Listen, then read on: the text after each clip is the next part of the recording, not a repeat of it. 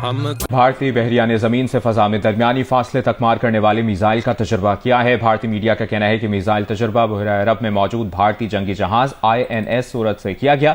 Israel के साथ मुश्तरका तौर पर तैयार किया गया मिसाइल 70 किलोमीटर तक मार करने की सलाहियत है। इंडिया अगर ये पानी रोक देगा पाकिस्तान की तरफ और उसके लिए अशद जरूरत होगी कि डैम्स को बिल्ड किया जाए, मगर डैम्स ओवरनाइट एक रात में तो नहीं बिल्ड किए जाते। तो कि पाकिस्तान का पानी रोकेंगे, कश्मीर के अंदर डैम बना के।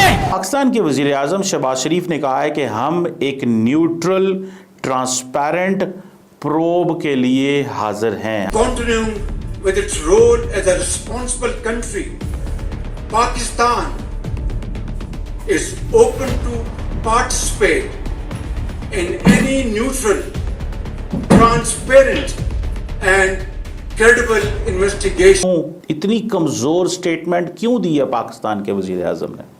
इस पे पाकिस्तान के पानी को रोकोगे, पाकिस्तान की ज़राअत सनत का खात्मा करके, पाकिस्तान की मईशत तबाह करके तकेगा ना। मैं कहाँ इस वक्त सुनो मेरी आतंकियों की बची खुची जमीन को भी मिट्टी में मिलाने का समय आ गया है। नमस्कार दोस्तों, मोदी जी के बयान के बाद पाकिस्तान में बिल्कुल जैसे भूकंप आ गया है। पाकिस्तान आर्मी बिल्कुल डरी हुई है और जो पाकिस्तान की पूरी स्टैब्लिशमेंट उसको अच्छी तरह से पता है कि अगर भारत ने पानी बंद कर दिया तो ये लोग पानी के लिए तरसेंगे। इसीलिए अब इन्होंने इतने सालों में ना कोई नहरों का सिस्टम ठीक से बनाया था, ना कोई डैम बनाया था। अब इन्हें चिंता हो रही है कि एक दिन में तो डैम बन नहीं सकता और अपनी आवाम को अब इन्होंने गुमराह करने की नई चाल चल दी है। सेना और स्टैब्लिशमेंट, प्राइम मिनिस्टर चुप है और यहाँ तक कि प्राइम मिनिस्टर अब घुटनों पे आ गया और भारत को बोल रहा है कि बातचीत कर लो।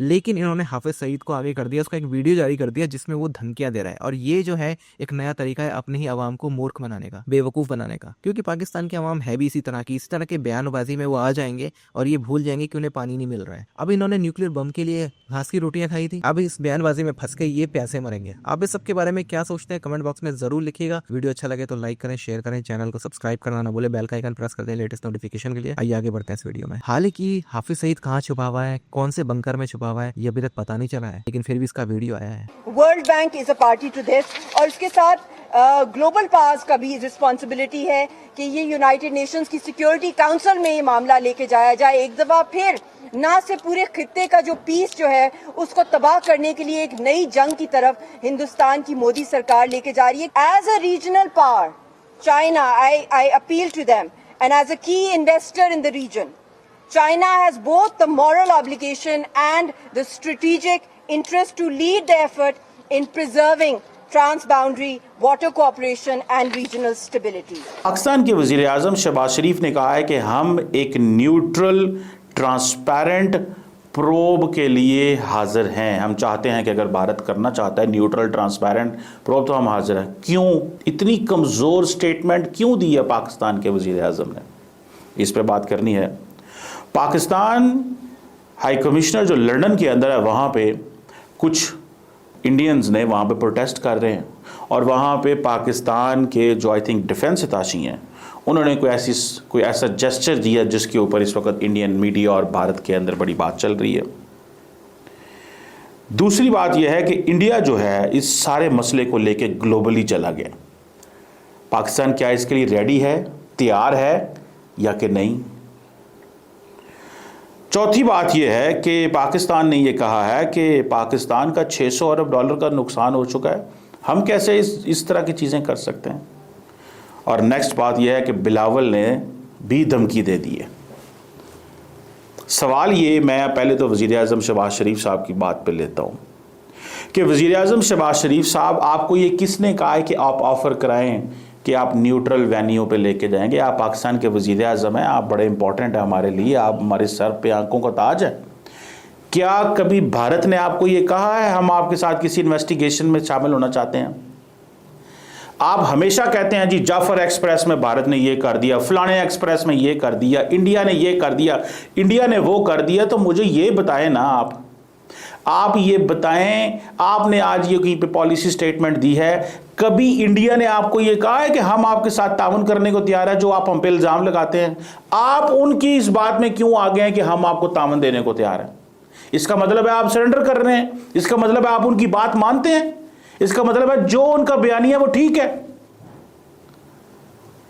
जो उनका बयानिया है ठीक है, या फिर आप सिर्फ इंटरनेशनल कम्युनिटी को बताना चाहते हैं ताकि मिलिट्री एस्केलेशन ना हो कि हमने तो दुनिया को कह दिया था कि हम तावन करना चाहते हैं इनके साथ, लेकिन फिर भी देख लें इन्होंने ये मिलिट्री एस्केलेशन की।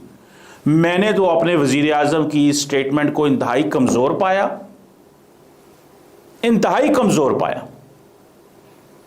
वजीर आजम साहब तरलियां ना गुजारे नहीं होंगे, you can't live this way.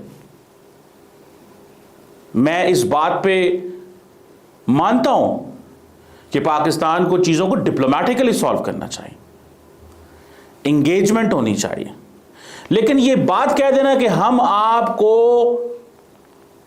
ताउन करेंगे अगर न्यूट्रल और ट्रांसपेरेंट प्रोब हो पहलगाम इशू के ऊपर, क्या कभी उन्होंने ये मानी है बात कि हम आपको न्यूट्रल पे ले जाएं हमें? आप कभी उन्होंने कहा है? क्या वो मानते हैं इस बात को? उन्होंने तो कभी आपको लिफ्ट भी नहीं कराई इस मामले में, वो तो आपसे पूछते भी नहीं, आप जो मर्जी बोल रहे हैं, वो तो हिलते ही नहीं अपने मुकाम से, वो तो सिंपली रिजेक्ट कर देते हैं। मुझे सिर्फ इतना बताएं कि ये जो आपने स्टेटमेंट जारी की है, ये क्या इंडिया क्या आपको वार्निंग नजर आ रही है? क्या आपको मिलिटरीली एस्केलेट होता नजर आ रहा है? क्या आप दुनिया को पैगाम देना चाहते हैं? मैं तो इंतहाई मायूस हूं, सीधी सी बात करनी चाहिए। मुझे ये बताएं कौन सा एक वाकया, चले जाएं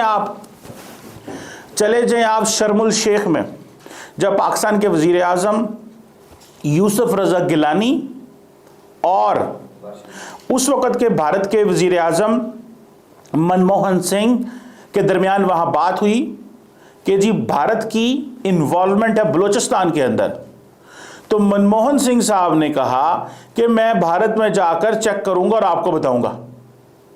ये बात है 2008 की, मेरा ख्याल 2008 की नहीं, ये बात होगी समवेयर अराउंड 2010-11 की 12 की शायद, इसके करीब की बात है।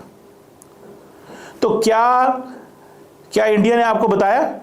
जवाब ही नहीं दिया। आज 16 साल हो गए हैं, वो आपको जवाब ही नहीं देते। They don't like to give you an answer.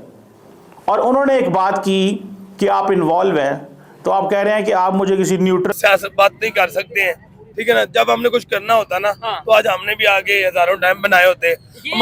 हमारे 6 माह हो गए हैं, 2 नहरों का फैसला नहीं हो सका, ठीक है ना। हम भाई लड़ रहे हैं, पंजाब और सिंध की हुकूमत आपस में लड़ रहे हैं। क्या खूबसूरत होता है कि हमने इतने डैम बनाए होते कि इंडिया को ये जरूरत ही ना पड़ती कहने की कि हम पानी बंद कर देंगे। और ये आज हम खबरों में कह रहे हैं जी हम आप ही दहशत गर्दी। अब मुझे बताएं रावी में कहाँ पानी है, सतलुज में कहाँ पानी है?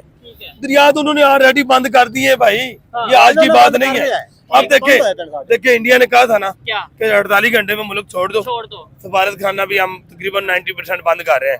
हम कह रहे हैं 30 बंदों को छोड़ दें, बाकी चले जाए। हमने 30 का चार डालना है यार, भगाए उन्हें, खत्म करें। ऐसे कशीदगी सर जब ईंट का जवाब आप पत्थर से नहीं दोगे ना, या पत्थर का जवाब ईंट से नहीं दोगे। ऑलरेडी फायरिंग शुरू हो चुकी है, आपको पता है। उनके जहाज हमारे जहाज ऊपर अब बॉर्डर पे आ चुके हैं। ये बस वो तेल तू लगा रहे हैं, बस यही चलेंगे, कुछ नहीं होगा। पाकिस्तान ते इंडिया दा हाफिज सईद साहब ने कहा जी खून बहा देंगे, ਅਸੀਂ मुसलमान हां, नबी दा कलमा पढ़न वाले। इंडिया साडे पाकिस्तान ਵੱਲ तकेगा ना। मैं कहां है इस वक्त? इधर हाफिज सईद कहां है? गल सुनो मेरी, हाफिज बात सुनो मेरी ब्रदर, बात सुनो। हाफिज सईद पाक फौज का हिस्सा है। नहीं ये आप अपने बात से नहीं। डॉक्टर अब्दुल कदीर खान कहाँ रहे थे मुशर्रफ के दौर में जेल में? पाकिस्तान पे 30 बंदे ने हाफिज सईद, बात सुने, हाफिज सईद एक ब्रांड का नाम है। हाफिज इंडिया हमारे मुल्क की तरफ देखेगा, पाकिस्तान की तरफ देखेगा।